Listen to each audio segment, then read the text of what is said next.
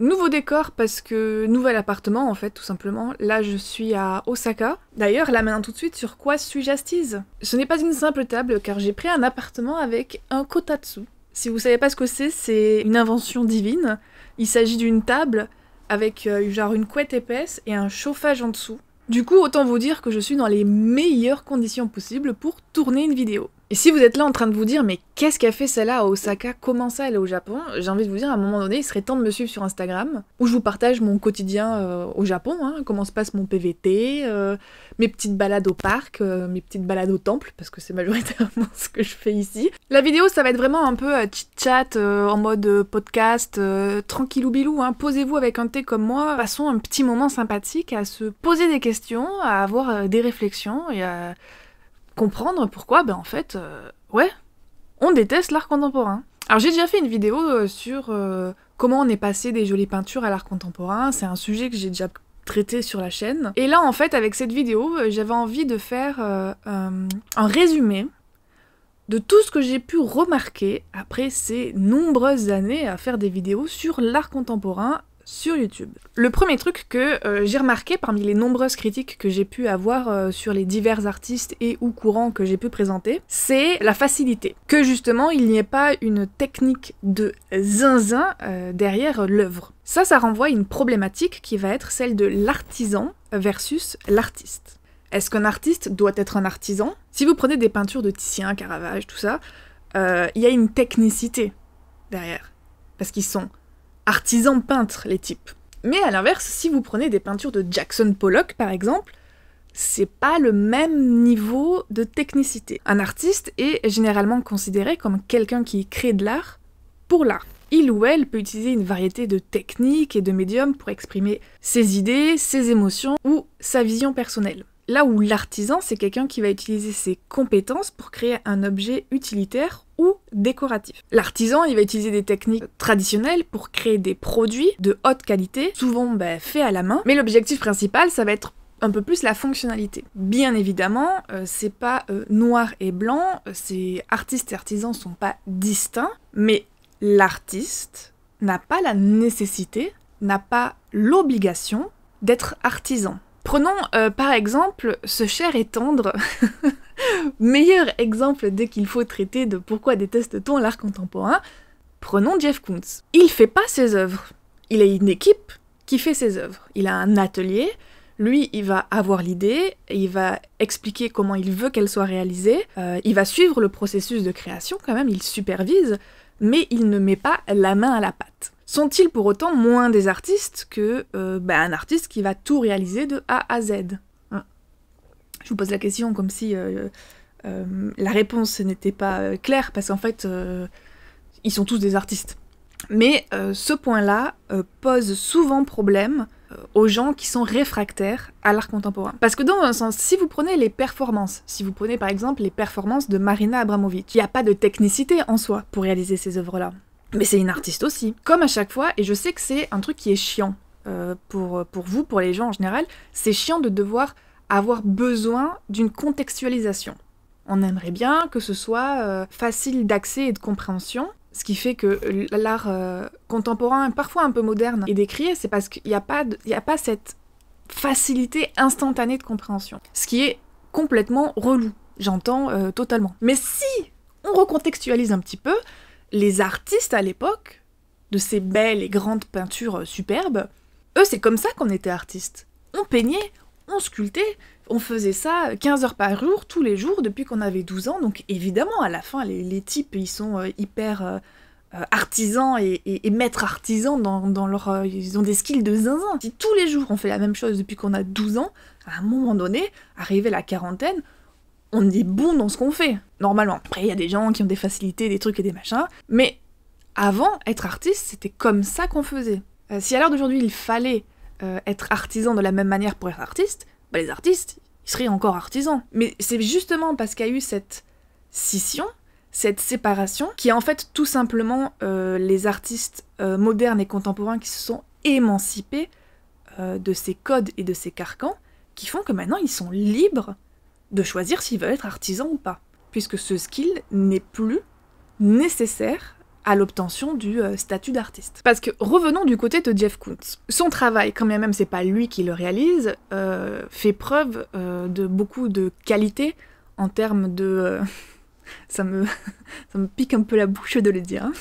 Il y a du skill dans la réalisation de ses œuvres. Si vous savez pas ce que fait Jeff Koons, normalement je pense que le ballon gonflable là en acier machin, tout le monde l'a plus ou moins vu. Et il utilise des matériaux industriels comme l'acier inoxydable, le verre, le plastique pour créer des images de jouets, de ballons, de fleurs qui ont un impact visuel immédiat et une forte portée symbolique. Il se considère, enfin il trouve que son travail c'est un peu de l'art conceptuel, qui met l'accent sur l'idée derrière l'œuvre plutôt que l'œuvre en tant que résultat fini. Quand je parle de technique industrielle qu'il utilise pour ses œuvres, je fais référence à des méthodes de fabrication qui utilisent des machines, des outils ou des processus automatisés. Mais comme je l'ai mentionné tout à l'heure, un des autres problèmes de l'art contemporain, c'est la non-spontanéité de compréhension de l'œuvre lorsqu'on est face à elle. Et ce problème, en soi, je ne pense pas que ce soit un problème d'avoir besoin de contextualiser.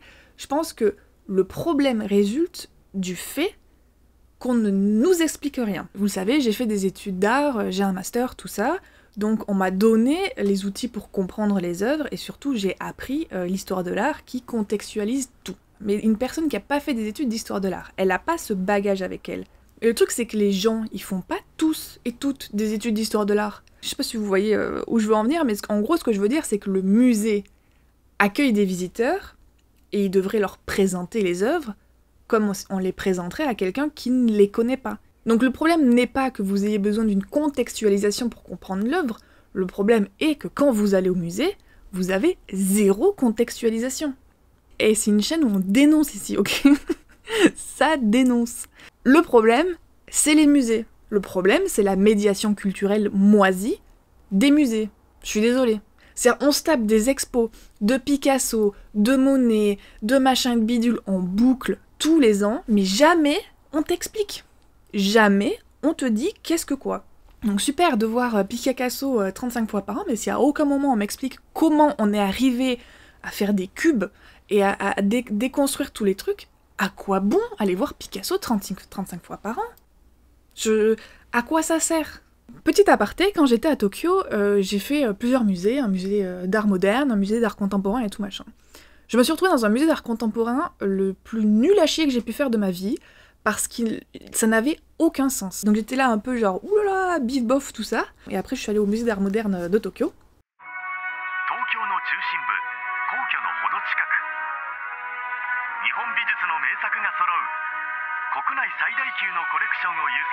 Et là je me suis retrouvée face à des œuvres incroyables, dont une aile spécifique qui ne montrait que des œuvres d'artistes japonais. Et en fait à côté de chaque œuvre, il y avait un texte explicatif qui contextualisait, qui expliquait le pourquoi du comment, et c'était hyper intéressant. Parce que j'avais pas prévu d'en parler, mais en fait c'est vrai que c'est super intéressant, mais il faut que je le retrouve dans mes photos. Cette peinture représente le lynchage d'une personne noire dans le sud des États-Unis, en Alabama, qui met en valeur du coup cette urgence du racisme, qui a été quelque chose qui a profondément choqué l'artiste quand il était aux États-Unis. Donc il y avait plein de peintures comme ça, d'artistes qui montraient que comme ils avaient mal vécu quand ils avaient été aux États-Unis de voir la ségrégation, ou alors aussi les militaires américains qui venaient sur le sol japonais.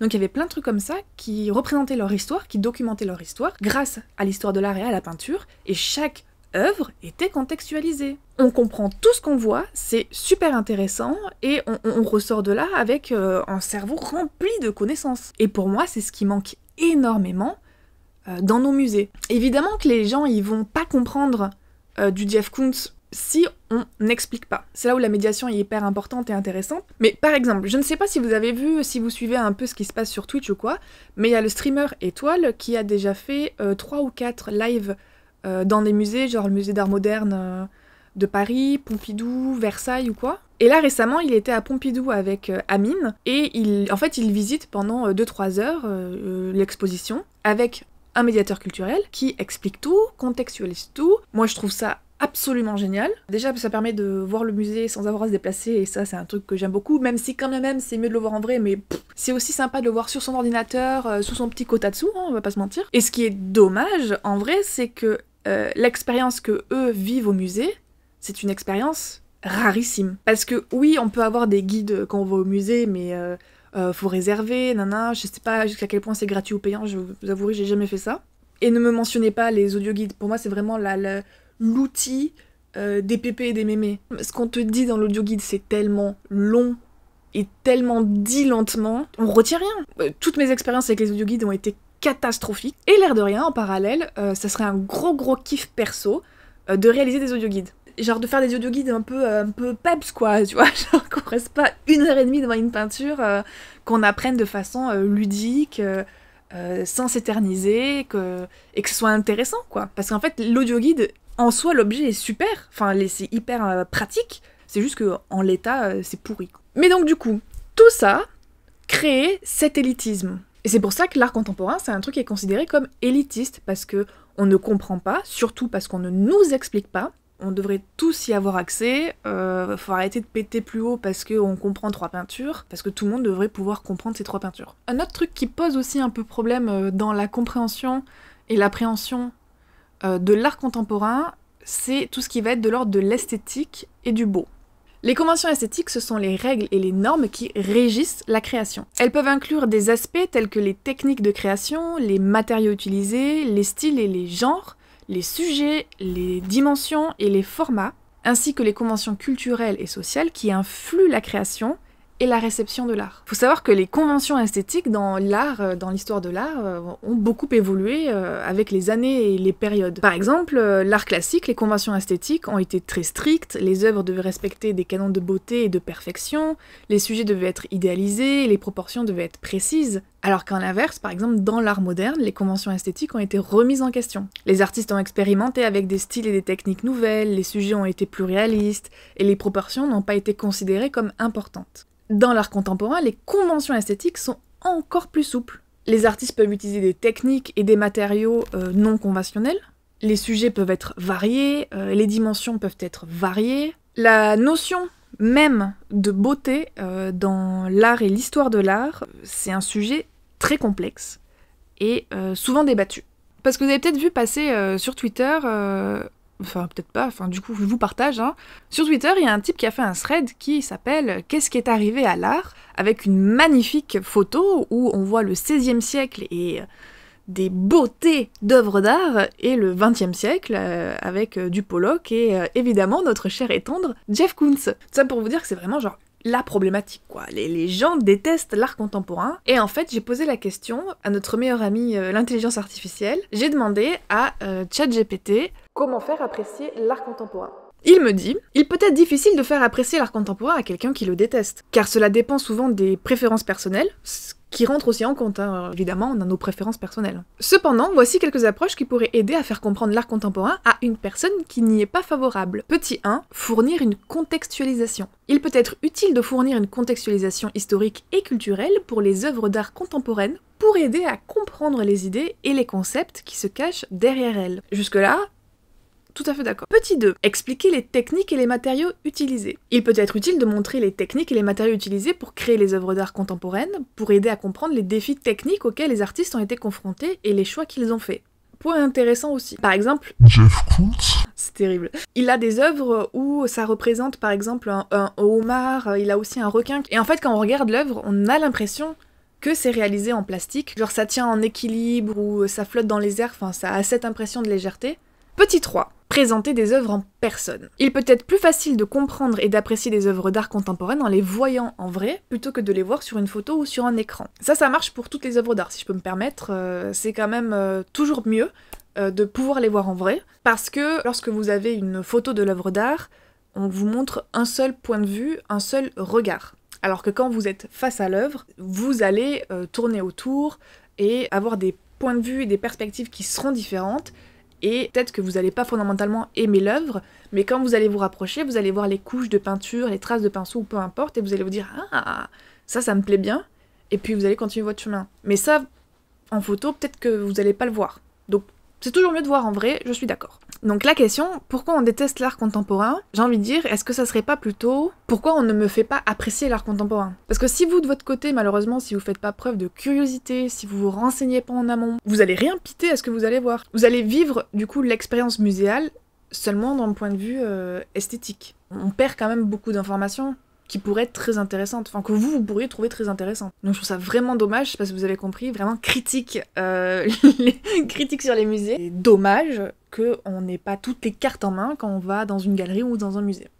Après, je dis pas, il y a des musées qui font ça bien, typiquement, ce que j'ai vu à Tokyo, c'était super. Mais malheureusement, c'est pas une majorité. Surtout que la contextualisation marche aussi avec les œuvres, par exemple, de la Renaissance ou d'avant. Les œuvres de Caravage ou quoi, il y a du contexte, il y a un pourquoi, du comment derrière. Et ça non plus, on nous l'explique pas. Et du coup, voilà, la vidéo, on va la finir comme ça. J'ai pas vraiment d'ouverture, hein, c'est vraiment une vidéo tranquillou bilou, juste on discute. On se pose des questions, on réflexionne ensemble. Je pense pas, malheureusement, alors que ça a toujours été mon souhait premier, que la majorité des gens qui me regardent, vous, du coup, n'y connaissent rien et ou n'aiment pas. Mais c'est vrai que je pense qu'à la majorité, après j'en sais rien, hein, j'ai pas de stats de ça dans YouTube ou quoi.